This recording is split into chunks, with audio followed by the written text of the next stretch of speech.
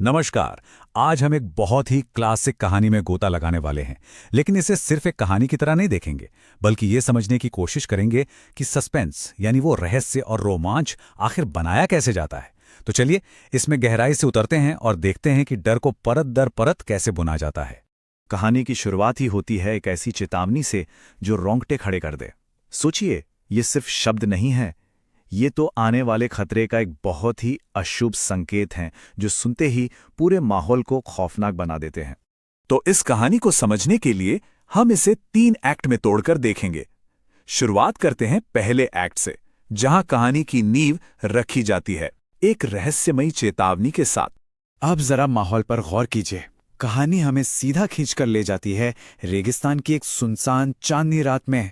सामने खड़ा है एक पुराना पिरामिड, एकदम खामोश, रहस्य से भरा और थोड़ा डरावना भी। ये माहौल ही अपने आप में एक किरदार बन जाता है।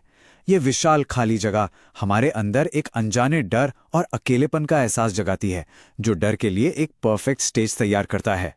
और यहीं पर कहानी का असली ड्रामा शुरू होता है।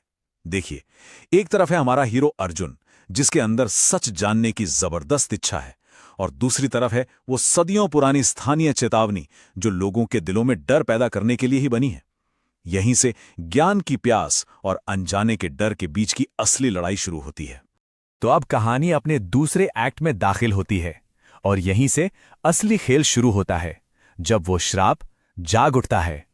और जैसे ही अर्जुन उस पिरामिड की दहलीज के अंदर कदम रखता है ना, सब कुछ बदल जाता है। हवा का भारी हो जाना ये एक छोटा सा लेकिन बहुत ही पावरफुल इशारा है कि अब वो एक अलग ही दुनिया में आ चुका है, जहां बाहर के नियम लागू नहीं होते।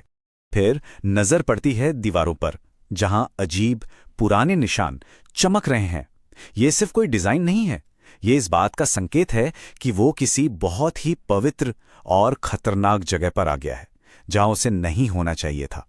इससे वो सुपरनैचुरल टेंशन और भी ज्यादा बढ़ जाता है। और फिर ठीक कमरे के बीचों बीच नजर आता है वो सोने का ताबूत। बस यही वो चीज है जिसके चारों ओर सारा रहस्य और सारा खतरा मंडरा रहा है। कहानी का पूरा फोकस अब इसी पर आ जाता है। जब ताबूत के अंदर की मम्मी हिलने लगती है, तो यहां राइटर ये नहीं कहता कि अर्जुन डर गया। नहीं, इसके बजाय अर्जुन के कांपते हुए शब्द ये कैसे हो सकता है, उसके गहरे सदमे और डर को बयां कर देते हैं। ये होती है असली कहानी कहने की कला, दिखाना, ना कि सिर्फ बताना, जो डर को कहीं ज्यादा असली बना देती है। अब जरा मम्मी के जागने का वो सीन याद कीजिए, कितना भयानक है। वो धीरे धीरे उठती है, उसकी आंखें खुली हैं, चमक रही हैं और बहुत डरावनी है। और फिर वो एक चीख निकालती है, ऐसी आवाज जैसे सदियों का गुस्सा एक साथ बाहर फूट पड़ा हो। ये एक एक डिटेल मिलकर उस पल को बहुत ही खौफनाक बना देती हैं। तो एक्ट 2 अभी खत्म नहीं हुआ है। अब कहानी टकराव के एक नए मोड़ पर पहुंचती है, रोशनी से संघर्ष। यहीं से हीरो का असली इम्तिहान शुरू होता है। और तभी एक उम्मीद की किरण दिखती है। अर्जुन को पता चलता है कि इस भयानक मम्मी की एक कमजोरी है, और वो है रोशनी। जैसे ही वो अपनी टॉर्च की लाइट उस पर डालता है, मम्मी जम जाती है। ये खोज उसे लड़ने का एक मौका देती है और सीन को सिर्फ भागने भगाने से बदलकर एक दिमागी लड़ाई में बदल देती है। लेकिन कहानी इतनी सीधी कैसे हो सकती है? जैसे ही लगता है कि अब सब कंट्रोल में है, एक और मुसीबत खड़ी हो जाती है। टॉर्च की बैटरी खत्म हो रही है।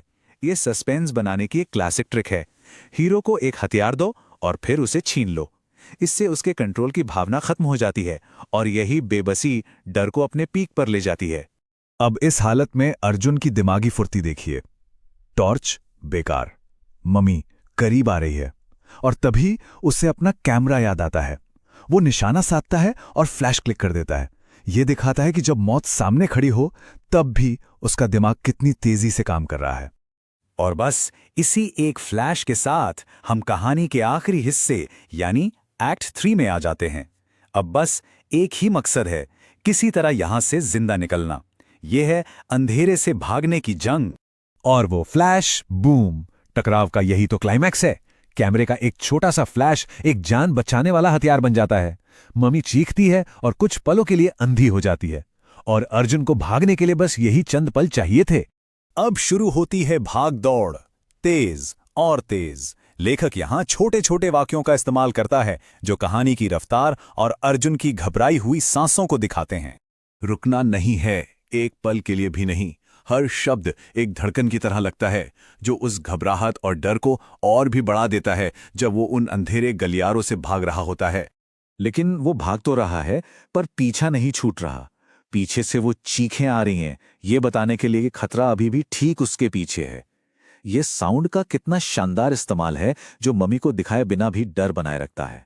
तो एक्ट 3 का ये आखिरी हिस्सा सिर्फ भागने के बारे में नहीं है, ये उस सबक के बारे में है जो इस पूरे डरावने सफर से मिलता है। एक ऐसा सबक जो दफन था। और फिर आखिरकार अर्जुन पिरामिड से बाहर खुली हवा में जमीन पर गिर पड़ता है। हाँफ रहा है, दिल ऐसे धड़क रहा है जैसे बाहर आ जाएगा, लेकिन वो जिंदा है, वो सुरक्षित है। ये एक ऐसा पल है जब कहानी सुनने वाले को भी एक राहत की सांस मिलती है। और ये देखिए, उसके पीछे पिरामिड फिर से एकदम खामोश है। पत्थर का एक पहाड़, जैसे अंदर कभी कुछ हुआ ही नहीं था। ये एक अजीब सा एहसास छोड़ जाता है कि ये पुराने रहस्य इंसानों की जद्दोजहद से कितने बेपरवाह होते हैं। और यहीं पर कहानी का असली सार सामने आता है, वो सबक जो अर्जुन ने अपनी जान पर खेल कर सीखा। ये कहानी की आत्मा है जो हमें बताती है कि ज्ञान की खोज और उसके लिए चुकाए जाने वाली कीमत के बीच एक बहुत बारीक रेखा होती है। तो आखिर में ये कहानी हमें एक सवाल के साथ छोड़ जाती है कि हमारी जानने की इच्छा, हमारी जिज्ञासा कब एक श्राप बन जाती है। ये एक ऐसा सवाल है जो हमें सोचने पर मजबूर करता है कि शायद कुछ दरवाजे कभी न खटखटाए जाएं तो ही बेहतर है।